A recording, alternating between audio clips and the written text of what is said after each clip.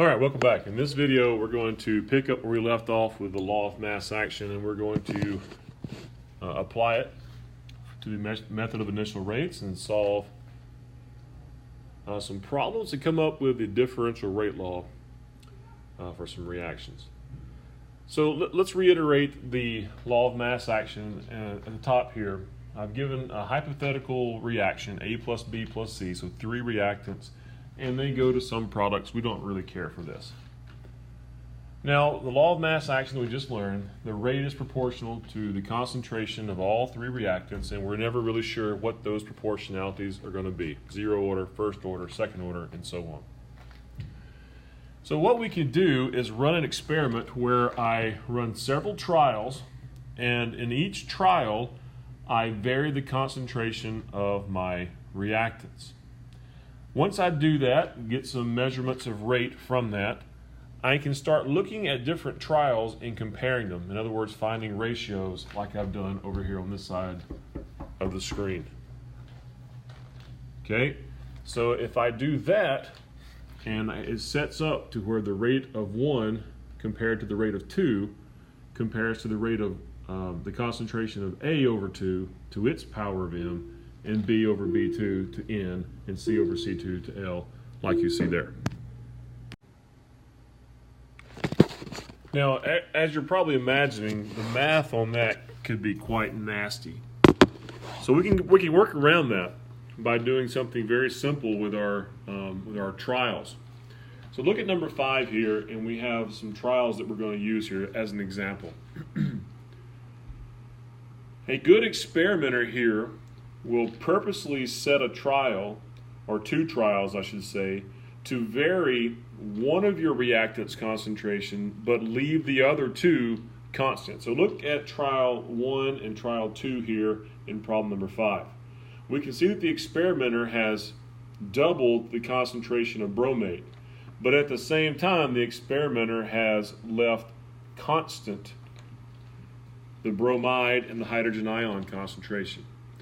Now, mathematically what that does, if you go back up to the expression here, if B1 over B2, B1 and B2 are the same number, then that term goes to 1, and the same for C. If those terms go to 1, then 1 to any power, any order N or L, doesn't matter what it is, that term just goes to 1, and you end up multiplying this entire expression by 1. Long story short, if I do my trials to where my reactants are constant, then I can ignore those terms in that expression. So let's work number 5 so you can see how that's going to line up. We've already pointed out trial 1 and trial 2 here, and we can use that to find the bromate concentration. So let's do that. We're going to use a ratio of 1 to 2. So I'm going to plug in here the rate ratio, so 8.0 times 10 to the minus 4 over 1.6 times 10 to the minus 3. And as I'm doing this, I immediately noticed that I'm going to be having a larger number on bottom here. So this is going to give me a fraction. And I don't really want to deal with fractions. So that's no big deal when we use this type of problem. Let's just switch the thing upside down. And so instead of doing 1 over 2, let's do a ratio of 2 to 1. And that's trial 2 to trial 1. So that's going to be 1.6 10 to the minus 3 now on top over 8.0 times 10 to the minus 4 on bottom.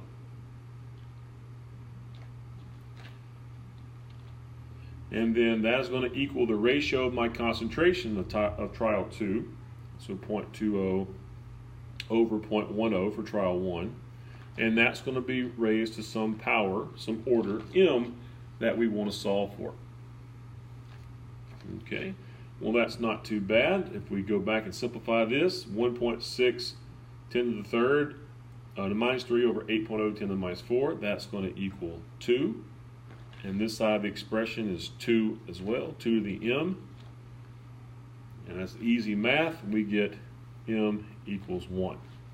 So bromate here is going to be first order in the expression. All right, yeah, I'm gonna run out of all kind of room here, so we're just gonna have to erase and keep going. Let's go ahead now and maybe try to find the bromide. So let's look at our trials. Let's find a trial where bromide is being adjusted. So I'm going to have to use trial 3 because that's the only trial where bromide changes. Now I want to pick another trial where maybe the bromate and the hydrogen ions are constant. So as I'm looking at it real quickly, I can see that trial 2 and 3, those are held constant.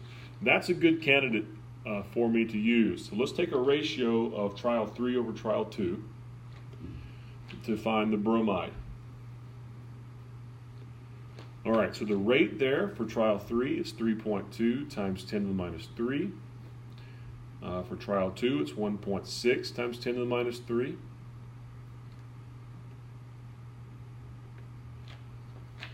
And then the concentration of bromide is 0.2 over 0.1, and we're looking for order N this time. Once again, we get 2 equals 2 to the n power, and that means that n equals 1. So we found here that bromide is also first order.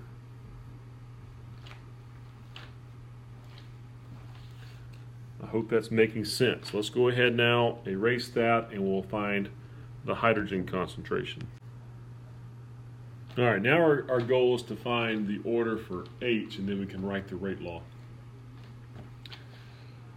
All right, so looking at my trials in order to get H, I have some options here. I could have to use trial 4 here, but then I can go back and use trial 1 because I can see that in trial 1 and 4, the bromide and the bromate are the same. They cancel out, and I could do the same sort of work. But the purpose of examples is to maybe show you some things that you may see in the future. Even though I don't need it for this problem, I'm going to pretend here, and follow along with me just for a pretend here, that I have to use trial 4 and 3 for this one. I don't, but I'm just doing this so I can show you how the problem would change in this eventuality. All right, so let's pretend we have to use 4 to 3. So we'll do a ratio of 4 to 3 to find the hydrogen ion. The rate here, 3.2 times 10 to the minus 3 over 3.2 times 10 to the minus 3. We're looking for hydrogen, so of course we need that in the expression, 0.2 over 0.1, and we're looking for its order L. So far, so good. But here's the problem. In trials 4 and 3, bromide is not being held constant, nor is bromate. So I can't just ignore those like I did to find the bromide and bromate in this example. I actually have to include these in the calculation that I showed you at the very beginning of all this. Call it the formula if you want. So if they're not being held constant, I can't ignore them. So I've got to go back in now, and I've got to add my bromate. So looking now at bromate, trial 4 to trial 3, it's 0.1 over 0.2. We already know the order of M, it's 1. And then I need to do the same thing for bromide. It's 0.1 over 0.2. Let's tidy that up a little bit. I got a little sloppy in my drawing. Okay. So 0.1 over 0.2. And we already know the order for that one as well. It's 1. Okay, so I'm going to come over here and rewrite. This is 1. That's the ratio of my rates. 1 equals, we're going to have 2 to the L. That's my hydrogen ratio. And then the other numbers are 1/2 to the 1. So 1/2 to the 1. And then 1/2 to the 1. And now we've got to solve for L. So if I divide 1 by 1/2, just to get one at a time, that becomes 2. If I do it again, that becomes 4. So dividing both sides by 1/2 twice, or 1/2 squared, I'm going to get 4 equals 2 to the L.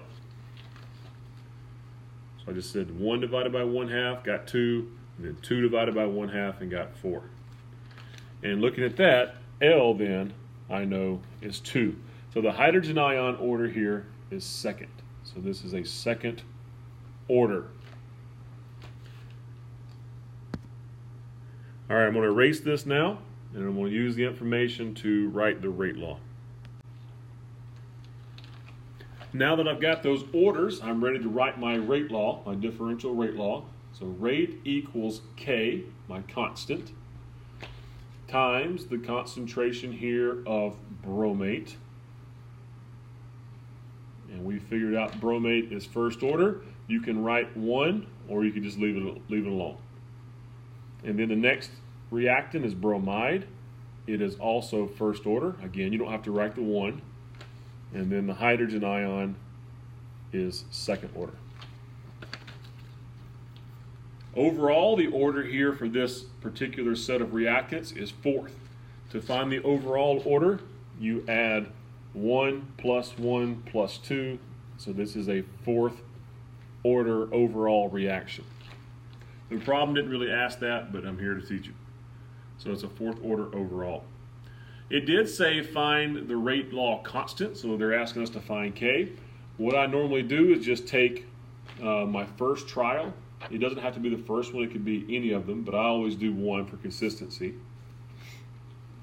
And let me erase all that information so we can see again. I'm going to plug in those values for the first trial into my expression here. So we're going to have 8.0 times 10 to the minus 4 equals K. We're going to solve for K. We have 0.10 to the first power, 0.10 to the first power, and 0.10 to the second power. Now solving for K.